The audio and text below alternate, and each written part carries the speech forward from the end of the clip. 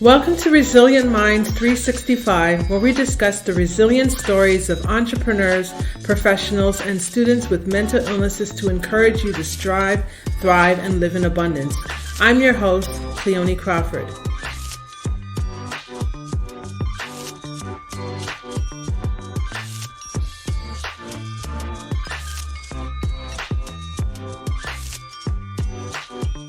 Good morning, good afternoon, good night, everyone. Welcome to another episode of Resilient Minds 365, where we discuss the resilient stories of entrepreneurs, professionals, and students with mental health challenges to encourage you to strive, thrive, and live in abundance. I'm your host, Cleoni Crawford. Today, guys, we have a special guest with us. Today, we have Giselle Taraba with us. Who is Giselle Taraba? Well, Giselle Taraba has a double master's, one in research and one in social work. She has a vast experience in compassion in organizations and is the co-owner of the Maitri Centre for Love and Compassion, where she helps individuals remember their own self-love and self-compassion. So I'm looking forward to today's interview. And so welcome, Giselle. How are you doing today? I'm great. Thank you so much for having me on your show. We're very, very grateful. Very grateful for this opportunity. Awesome. So maybe you can tell us a little bit more about your profession, what you do, and what the Maitri Centre is, and just tell us a little bit more about that. Yeah, for sure. So I'm co-owner of Maitri Centre for Love and Compassion, and I co-own this with my husband. We both do this work. I used to work in the field of child protection for many years. Got into it because of my own childhood adversity in my family. So there's like intergenerational trauma. And so got into child welfare, hoping to save children. And like anything else, you realize that, that the systems don't save people. It's people help themselves and help people. So that's what I was doing, my master's in research. I was in child welfare doing quality assurance. And then as I spoke to more families and their children, learned more about how these systems can be very disengaging and disempowering. Mm-hmm. And at the same time, I was kind of going through my own journey of, kind of my trauma kind of bubbled up. And I found through my own self-love and self-compassion journey, I was able to come through it.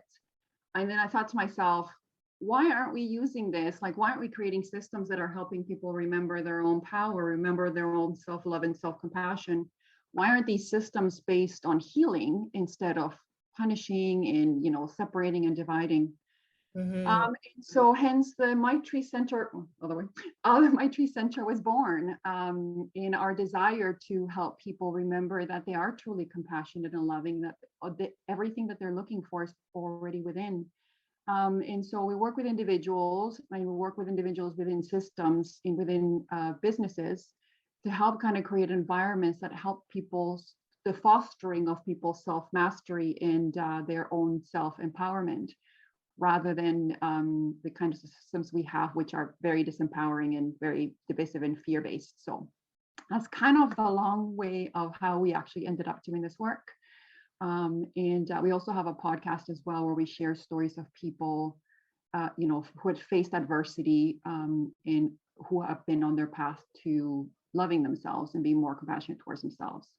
So that's kind of how we got into this work. Awesome. Sounds very empowering, and that it impacts the community, which is awesome. Really cool. So with that said, we are going to switch into the mental health piece of this interview. So my first question to you is, what is your mental health diagnosis and when were you diagnosed? So I wasn't actually technically diagnosed. So I guess I self-diagnosed. But the issue is, so I grew up in an environment that was very negative. So both my parents, I would say more my mom than anyone else, experienced horrible child abuse. And so here you have a traumatized person trying to raise children. And so my sister and I really kind of learned the skills of traumatized children, right? And so we had these skills where we had a lot of negative thinking. There was a lot of anxiety. In my household, there was some depression. And primarily, really, it was the anxiety that was paralyzing. I had what I thought were heart attacks, were actually panic attacks. When I was doing my first master, I'd never had a panic attack before, and thought I was having a heart attack, which I didn't really think that I was a 20-year-old. So why would I be having a heart attack? I ended up going to emerge, only to find out that I had had an anxiety attack and learned what it was. And so there was a lot of fear in our household and a lot of negative thinking. And so that led to a lot of distrust of people, a lot of hypervigilance and post-traumatic stress syndrome, sometimes symptoms. Made relationships really hard because I certainly wasn't trusting anyone. And I always had my hat and my coat ready to go. So whenever I started dating someone, I'd be like, well, we're starting to get really close. So this is about the time when I eject out of this relationship. And so it made relationships really challenging because I could never trust anyone because I grew up in a household where people were not to be trusted and that everything was really negative. And the world was somewhere to be feared. Everyone was potentially a potential predator or a potential threat. And so it made living really challenging. And it made having friendships or relationships really challenging. And so that's kind of how, and I knew that it was anxiety, and I knew that I was having panic attacks, but didn't want to take medication. I knew that my mom had dabbled, I guess, and it didn't really help her.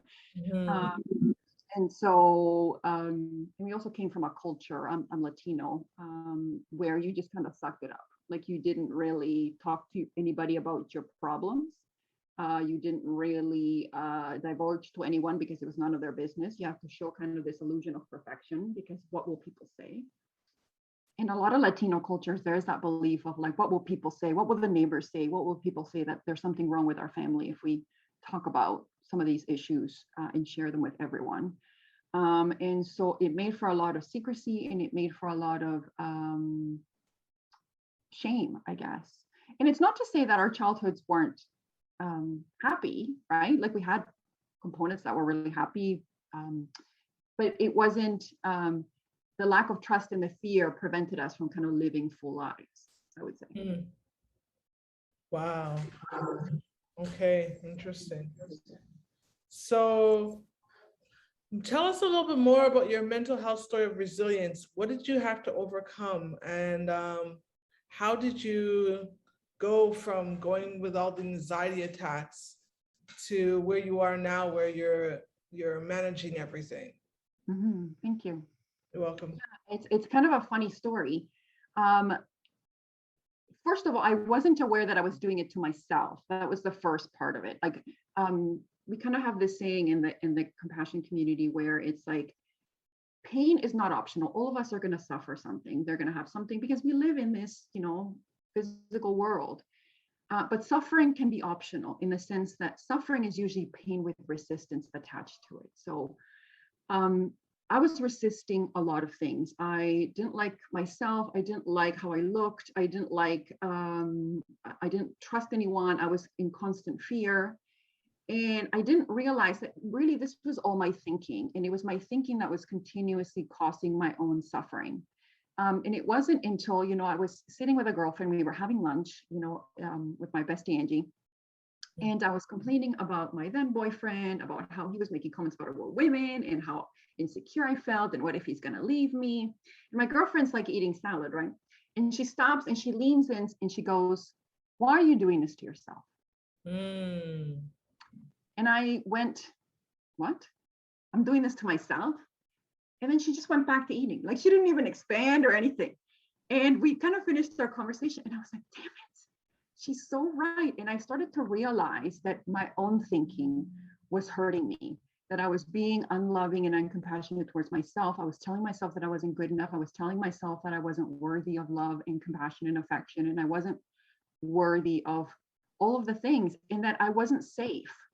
And so so that's kind of started the impetus for me realizing about that. But it took a few years to kind of realize that I had that I actually had to get to the point where I was fed up with my own thinking, that the cost of not changing was greater than changing, right? So for me, the work that I had to do really began when I made a decision to change. I made a decision to not be the most loving and compassionate that I could to myself, and not do that to myself, no matter what happened to me. And it really started with, I started with positive affirmations. I don't know if you've heard of a lady called Louise Hay. I know people, a lot of people. So she's just basically is a lady that goes around and tells you everything's fine. So she talks about compassion, and she talks about loving yourself, and she talks about positive thinking. And so the first step for me in my journey was reprogramming my brain. I had to move away from that negative thinking that everyone was a threat and that everything was horrible, to start to think, you know what? People are good. There are good things in the world. I am safe. I am compassionate. I'm loving, and people are doing the best they can. And so I would play that in a loop on an ongoing basis. Now, this may not work for everyone, but it started kind of my journey. And then I started with meditation and mindfulness. I really had to go in and sit in meditation.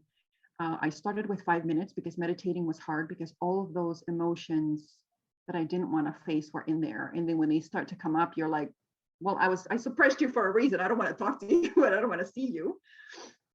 And so I sat in meditation, and I, every time that it got scary, I leaned in, and as far as I could, and I gave myself love when I was in there. And over time, now I'm able to meditate an hour and a half to 2 hours.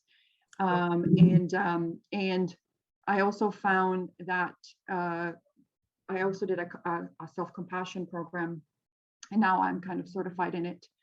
I am certified in it, which was an augmentation to my mindfulness program. And basically what it was what I was already doing kind of in small spurts, which is being there for myself, giving myself that love and security and safety that I was looking for others, from my partner, from my parents, from my friends.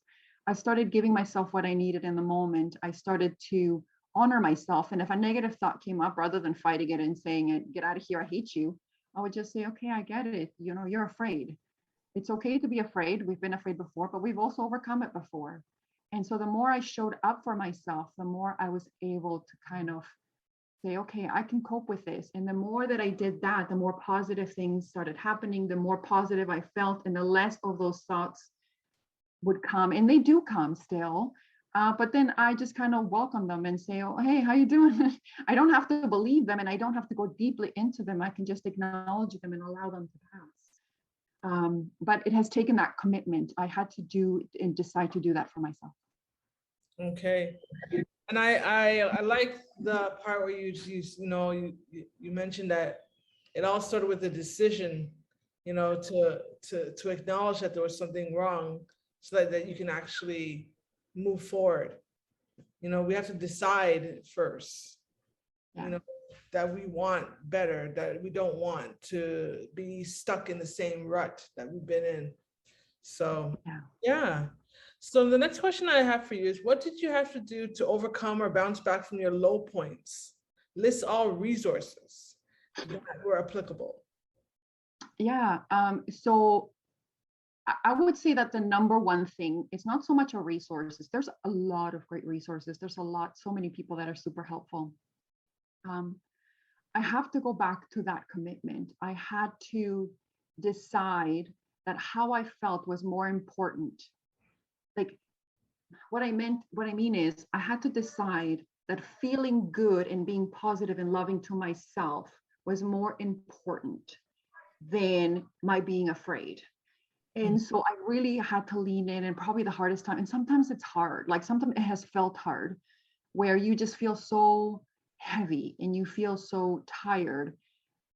But when you continue to commit and show up for yourself and say, I'm here, I'm doing the work, I'm going to go inward, I'm going to give myself love, I'm going to give myself tenderness and safety, and show up for yourself, that's really what really helps you to overcome those pieces. Now, for any of the audience, whatever helps them is going to work for you. Not everyone Louise Hayes is not helpful for everyone. Meditation may not be helpful for everyone.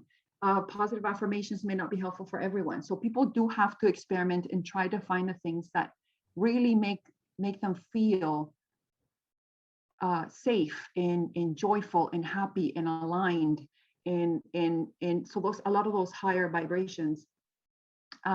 So for me, it was really about the commitment, and I tried different things. I listened to Joe Dispenza, whom I really like and appreciate. I still listen to Louise Hayes.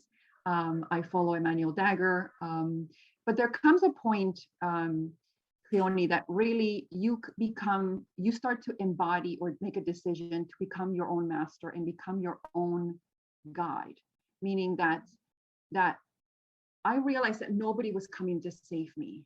There were so many times when my husband would be there for me, and he would reassure me, and he would tell me everything was going to be fine. And to be honest, I kind of became addicted to that. I would always, whenever something came up, I would be like, David, this is happening for me. Like, tell me everything's going to be fine. And to be honest, it entirely filled the gap, but it never actually quite did it. When I started telling myself, when I started relying on my own mastery and realizing that the power was always within, and no matter what happens, I'm going to be okay, that's when things shifted for me. So all of these resources were amazing, and I'm super grateful for all of them in my journey and all the people that I have met and that I have listened to, like Emmanuel Dagger. He's amazing. So these people I have used as my community to kind of wrap around myself. But in the end, it was really me I was looking for. So, and here's the key thing, Cleoni, that I learned, which was amazing. For a long time, I really wasn't very loving of myself. Like, I didn't really feel that attractive. I kind of have an interesting nose. And so I was always looking for external validation of my own worthiness. And when I actually gave that to myself, whether people thought I was worthy didn't matter. Now they started giving it to me. So all of that stuff I started giving to myself, people would reflect back to me. So they would say all of these things, but they didn't matter anymore. Like, I was grateful to hear it and receive it, but I was already giving that to myself. So I didn't really need it in the same way. Right. Okay. That makes sense. That makes sense. So what are 3 things you wish you had available when you were at your lowest point?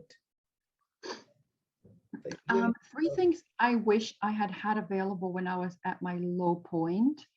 I wish I had courage.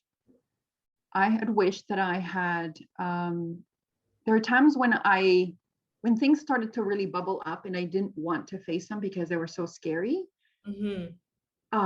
Me deciding to disconnect again only compounded the problem for me.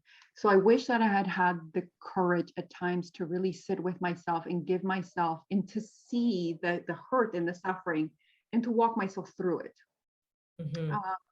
I also wish that I had reached out more to people, because my journey, I didn't do this all by myself either, right? Like, even though the commitment is important and the journey towards yourself is important, we kind of live in this world with other people so that they can help us. We can help each other. I'm here to help you, you're here to help me. So reaching out to my support system and being honest about what I felt, instead of feeling the need to be perfect and to be it all together and to look like I'm functional. I wish I had been more honest about how I really felt about things, and reached out for support, because I think I would have found out that people needed my help as much as I needed theirs. Yeah. Okay. And I can't think of a third one right now. Sorry. Okay, that's all right. All right. The next question then would be, so what words of hope would you give to our listeners? What would you tell them? Yeah. I would say you got this. You can do this. You are already everything you're looking for. It's all within. If you're feeling too overwhelmed and you can't go in, then reach out. Have people that surround you that believe in you, that support you. But you can do this. But you have to commit to yourself. You have to commit to giving yourself all of those things that you wish that somebody else would give to you. And I can guarantee that it pays enormous dividends. It does And the other thing too that I would recommend too is people listen to your own inner wisdom. And that's one of the things that trauma does. It really gets us disconnected from ourselves, disconnected from our own inner voice and inner guidance. But you have a higher self that knows what your path is for you. All of us, the rest of us, are here to help you on that path, maybe by sharing a piece of advice or giving you a book or sharing a story that might resonate with you and say, hey, that would actually, that my higher self is saying, yeah, that really resonates with me. But really, ultimately, you can do this. You got this. In whatever way that you can help yourself get to that journey and reach out to people and use your resources. I believe that everyone can do this. Yeah. You're not too broken. I think that one of the myths that people think is that they're too broken. Nobody is broken. The soul cannot be broken. The spirit cannot be broken. But I know it has felt that way. I know I felt that way in the past as well. But yeah, you can do this. You got this. Very powerful advice. I love it. Love it. So now what we're going to do is we're going to switch a little bit in topics. We're going to, as you can see behind me, there's a book that's called The Music of My Life. And basically that book is about my journey with music therapy and bipolar disorder. So with that said, what type of music do you like? Oh gosh, to be honest, I love all different types of music. I love Latino music because that's my roots. I love, my husband introduced me to some, like the 70s, 60s, like 80s. I love 90s. I'm a big 90s girl. I grew up in the 90s, so I love the 90s music. I also love, it's interesting, but because I am multicultural, like because I've been exposed to Hispanic music also has some African traditions to it. And so there's some beautiful music that I've been introduced to. But even I'm so amazed about how music translates, it's beyond boundaries. It transcends boundaries, right? Like that, that Korean song, like it became an international hit and nobody knew what it was saying. But it's the way that music just kind of lifts your energy, like it lifts your vibration and it makes you feel in alignment. And so I think music is so powerful, so powerful. So yeah, so I like lots of different types of music. Okay, I'm not from country, but I'm learning to love it. All right, understood. So if you were to think of a song that best describes your journey, what would it be and why? I would say it's so funny because the question has Journey in it, and I would say it is actually a song from Journey, which is "Don't Stop Believing." That song, "Don't Stop Believing." Well, I'm not a good singer, but it's a good song because it really is about empowerment, right? It's about what we believe we see, and if we believe in ourselves, when we believe in ourselves, we can overcome all adversity and move ourselves forward and live our dreams. And a lot of successful people that have overcome huge challenges say that it starts with the belief. It starts with the belief in ourselves that kind of gets us to the other side. So don't stop believing.